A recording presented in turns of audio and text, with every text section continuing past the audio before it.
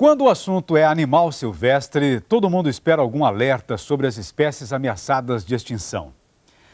Pois é, mas graças à proteção da lei e ao aumento da consciência ecológica da população, esse quadro, em alguns casos, se inverteu. Pode-se até falar em proliferação excessiva. É o que acontece com a capivara, que está desorientando muitos agricultores.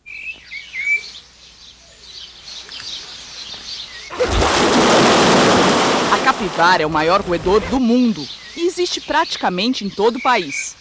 Vive em família e cada fêmea tem, em média, 6 a 7 filhotes por ano. Numa progressão normal, um casal pode gerar um grupo de 70 capivaras em apenas 7 anos. Como todo animal silvestre, a capivara é protegida por lei desde 1967. A lei já determinava que toda a fauna silvestre é propriedade do Estado. Mas foi só a partir de 88 que as penas se tornaram realmente pesadas. Matar animal silvestre passou a ser crime, sem direito à fiança. Em 98, a lei sofreu nova mudança. E o que vigora hoje é o seguinte: matar animal silvestre deixou de ser crime inafiançável, mas ainda pode dar cadeia e multa pesada. O maior rigor da lei nos últimos 12 anos funcionou. Várias espécies antes ameaçadas registraram boa recuperação, como as onças e os jacarés. No caso das capivaras, hoje é comum serem avistados grupos numerosos, principalmente no centro-sul do país. O estado de São Paulo tem um quadro mais expressivo. A urbanização acabou espremendo esses grupos em pequenas áreas. E se no passado a expansão da agricultura foi a principal ameaça às capivaras, hoje é justamente a agricultura quem mais sofre com a proliferação. É o caso do sítio Xambala, uma propriedade que já apareceu no Globo Rural. O sítio de 12 hectares fica em Santo Antônio da Alegria, São Paulo. Para conseguir a excelente produtividade de 43 litros de leite por vaca a dia, a proprietária, Dona Muntaha Dagher, tem tudo na ponta do lápis. Agora, uma ameaça a essa eficiência. As capivaras estão indo atrás da comida das vacas. Tudo bem, Dona Muntaha? Tudo bem, e você? Tudo bom? Tudo bem. Essa noite apareceu capivara por aqui? Apareceu. Ver eu não vi. Mas elas foram até o silo, inclusive elas furaram o silo. Furaram o silo? Furaram o silo. Vamos lá ver? Vamos lá ver. O problema não se limita ao que as capivaras comem. Esses furos na silagem facilitam a penetração de ar e estragam a qualidade do alimento. Mas o maior prejuízo está nas lavouras. Esse ano, Dona Muntaha já perdeu 50 toneladas de milho no campo. Ou seja, um prejuízo por volta de R$2.000. Para tentar escapar dos ataques, ela chegou até a mudar parte do cardápio do gado. Apostou em alimentos que a capivara não gosta, como girassol. Mas a estratégia não teve sucesso. Elas roem o pé, mas acho que o sabor é desagradável, elas não comem. Mas estragam, como vocês podem ver. Elas vêm procurando alimento? Elas vêm procurando alimento. Aqui a gente até pode ver as fezes, né, de capivara ali. Exatamente. A senhora já tentou pôr cerca? Nós tentamos pôr cerca elétrica, mas não segura não. É. Eu não sei, elas aprenderam a pular e quando elas levam o choque da cerca, a tendência não é voltar. Elas vão para frente e acabam arrebentando a cerca. Agora, Dona Muntaha, tanta capivara por aqui, não é porque a senhora destruiu a mata nativa, não? Não, inclusive eu faço questão de mostrar para vocês, no nosso sítio tem 50% de mata ciliar. Quando nós viemos para cá em 85, nós passamos 3, 4, 5 anos, nós não tínhamos problema de capivara. Começou gradativamente, agora esse último ano assumiu proporções gigantescas mesmo. Está desesperador. E os problemas causados por capivaras estão aparecendo em outras regiões. Vamos ver alguns casos que se espalham do sul de Goiás até o estado de Santa Catarina. Em Timbó, Santa Catarina, o seu Lieberto Strack tem uma plantação de 5 hectares de palmeira real. E adivinha qual a sua grande dor de cabeça? A capivara tem nos causado prejuízos enormes. Eu creio que até hoje a gente deva ter perdido aproximadamente 4 a 5 mil palmeirinhas para estes roedores. Em Catalão, Goiás, seu Fabiano Goulart está esperando o fim da safrinha de milho para somar os prejuízos. Todas as noites, as capivaras comem um pedaço da lavoura. E embora os ataques pesem em seu bolso, ele não se anima a pedir ajuda. Eu acho que o prejuízo é melhor do que a burocracia que você vai ter para sanar esse prejuízo que eu vou ter. Em Cambé, no Paraná, seu Stefano Paranzini já contou 40 capivaras que praticamente moram no seu sítio. Ano passado, as capivaras já ficaram com 6 alqueires de sua plantação. É muita coisa para quem planta 50 alqueires de milho, 6 alqueires representa mais que 10% da lavoura. No Triângulo Mineiro, região de Uberaba, o seu Ataíde Fatureto vai tentar evitar os ataques das capivaras, mudando a plantação de lugar. O difícil é encontrar área na propriedade que elas não frequentem. O grupo já foi visto lambendo sal no coxo do gado e até visitando a sede. Então lá eu pretendo plantar pasto, porque aí então eu vou dar mais um trabalho maior para as capivaras, que elas terão que andar mais. E até nas cidades as capivaras vêm aparecendo.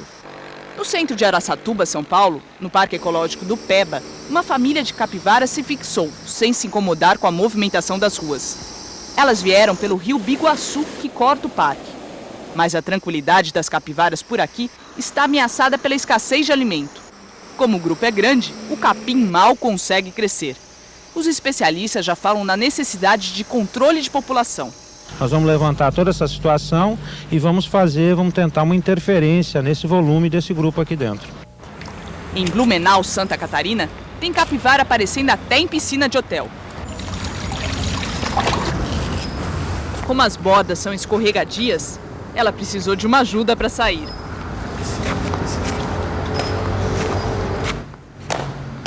Vamos conhecer agora o caso do seu Newton Pincinato, um pequeno agricultor de Jundiaí, em São Paulo. Quando as capivaras apareceram no sítio, ele até tentou conviver com os bichos. Veja bem, o problema das capivaras já há uns 2 anos, entendeu? Elas apareceram aqui há 5 anos, em número de 2 capivaras. Aí a gente começou a tratar, sabe, e o grupo foi aumentando, não é mesmo? Vocês tratavam as capivaras? A gente tratava as capivaras, com né? bicho de estimação? Com estimação, exatamente. Mas então a gente não tinha prejuízo, era muito bonito, a gente sempre gostou das capivaras, sabe? Como a gente gosta até hoje, né? Só que hoje ela nos dá prejuízo, nos causa problema. Eu produzo milho verde, sabe? Eu não produzo milho para vender a granel seco, e a gente produz pequenas quantidades, né? Então, no número de 70 capivaras, 60, 70, a destruição é total, quase, dependendo da época, sabe? 60, 70 capivaras aqui? A própria lei reconhece a destruição de animais silvestres considerados nocivos à agricultura, mediante licença de autoridade competente. No caso da capivara, essa licença nunca foi concedida. Bom, para saber quais são as alternativas que a lei oferece para os agricultores que estão enfrentando problemas por causa de capivaras, nós procuramos o IBAMA, o Instituto Brasileiro do Meio Ambiente e dos Recursos Naturais Renováveis. Quem vai responder nossas dúvidas é a bióloga Marli Penteado. Doutora Marli, no caso desses agricultores que estão tendo muito prejuízo por causa da capivara, a lei oferece alguma alternativa? Então, toda vez que a gente recebe as reclamações, a gente vai no local, verifica se é caso real, né, de retirada de animais. O que acontece muitas vezes é que os agricultores plantam até a beira do rio, né, ou à beira de lagos, em áreas de preservação permanente. Agora, e nos casos que está tudo legal, a pessoa não está usando a área de preservação e ainda assim ela está tendo prejuízo por causa de capivara? Aí o IBAMA autoriza a retirada desses animais para criadouros registrados no IBAMA.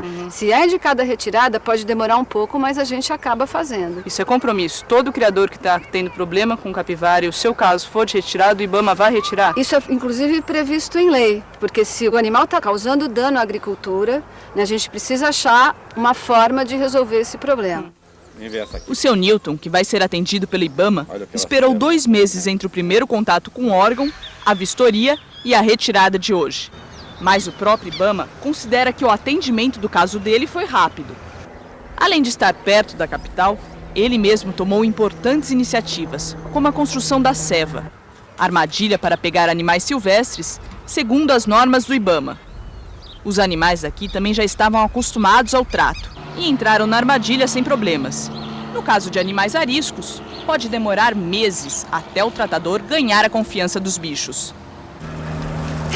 A retirada só é feita quando grande parte dos animais já estiver habituada a entrar. Como o IBAMA não tem técnicos especializados, quem realiza o trabalho são os próprios donos de criatórios. O IBAMA, nesse processo, apenas faz a ponte entre o agricultor com problema e o criador. O Paulo Bezerra, mais conhecido entre os amigos por Paulo Capivara, é um dos maiores especialistas do país. tempo, o Paulo foi desenvolvendo toda uma tecnologia para a captura. Repare no caminhão. É adaptado para o transporte da capivara, com jaulas individualizadas que permite o contato visual entre os animais. Isso evita estresse excessivo.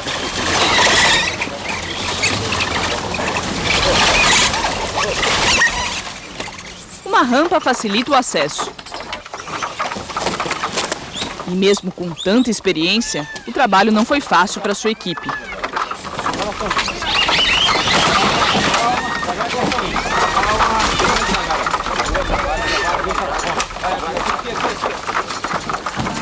Nessa hora, dá para comprovar a importância do brete não ter cantos, para facilitar a tocaia. Essa captura deve ser feita numa hora fresca do dia, de preferência no final da tarde. Esse é um momento muito delicado do manejo, e é comum criadores menos experientes perderem animais nesse processo. Fazendo-se essa retirada aqui, não tem perigo de outros grupos virem para essa área? Certamente. Quando você criou o vácuo nesse ambiente, é por isso que é importante sempre deixar outros animais para trás. Por exemplo, nós não tiramos machos satélites do grupo e ficaram muitos animais ainda. Esses animais vão garantir ainda o território, com a vantagem de não causar mais dano. Se você retirar 100%, esse espaço seria ocupado novamente. Além de ser estratégia de manejo, os machos satélites, por não se alimentarem com o grupo principal, não entram no brete. Por isso são muito difíceis de se capturar. A retirada não pretende acabar com as capivaras de um local, mas simplesmente diminuir o excesso de população que causa problemas. Mas não existe o risco desse grupo remanescente voltar a se multiplicar e novamente prejudicar o agricultor? O IBAMA promete ainda acompanhamento nas propriedades atendidas. Mas o próprio órgão admite que não sabe o tamanho do problema e a quantidade de trabalho que pode ter. A demanda vem aumentando, né? Então, é claro que a gente não tem ideia de quanto de capivaras deveria ser retirado das propriedades para resolver o problema de dano agricultural. Vocês não sabem então qual que é a demanda? A demanda hoje, a gente não tem exatamente a ideia do que está acontecendo na natureza. Mas se pelo menos o seu Newton, por enquanto, está satisfeito, como fica o outro lado do problema, as capivaras? Bem, para chegar ao criatório do Paulo em Iguape, a 250 quilômetros de Jundiaí, elas têm que ser transportadas à noite. Assim não sofrem com o calor. A captura causa um estresse muito grande para a capivara. Para evitar perturbação maior, ela passa a noite dentro do caminhão. O manejo só deve ser feito no dia seguinte, nas primeiras horas da manhã. Aí o primeiro passo é a aplicação de um carrapaticida, 1 hora antes da soltura. O próximo passo é a verificação do sexo e a marcação dos animais. É o momento mais crítico do processo. A rampa entra novamente em cena, junto com 2 jaulas. Essa capivara bem brava é macho.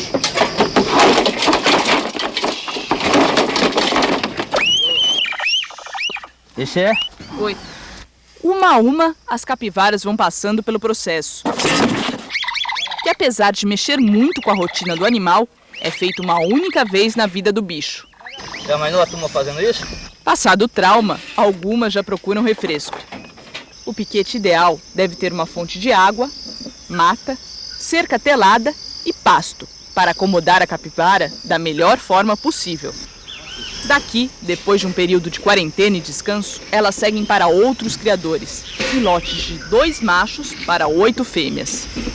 Essa captura que o IBAMA supervisiona é por conta do IBAMA ou é por conta do criador? Quem paga a conta dessa? Todas as contas são pagas pelo criador. Pelo criador. Inclusive as contas que o IBAMA também coloca. Quais contas? Você tem taxa de registro, taxa de licença de transporte, todas as contas quem paga é o criador. Bom, a demanda de áreas de novas criações não está sendo suficiente para absorver todas essas capivaras. Tá? Então, como o processo também é burocrático, aí nós ficamos com 2 problemas. Um é o criador montado sem as capivaras e outro, o produtor com as capivaras dando prejuízo. Se o Estado é o proprietário dos animais, o Estado tem que resolver o problema dos seus animais. Então, imagina a semente de uma fazenda. O dono do gado que faz a cerca.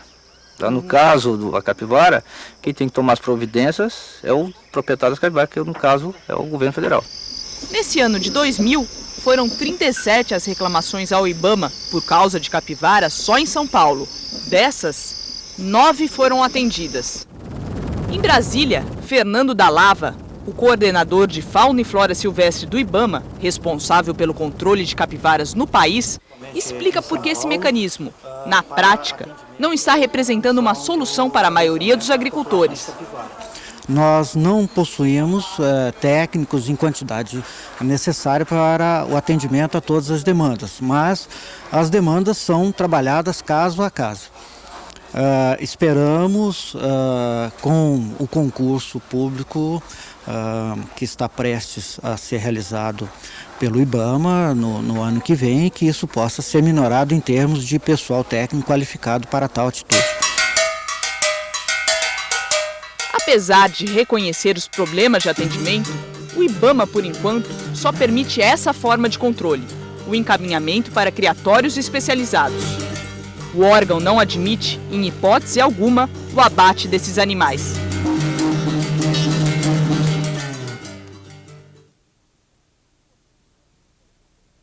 Se você tiver problema com capivara, procure o IBAMA do seu estado ou telefone para o IBAMA Central através do número da linha verde. O número é 0800 61 80 80. 0800 61 80 80. Bom dia para você. Bom dia, e o Globo Rural volta amanhã, às 6h30 da manhã.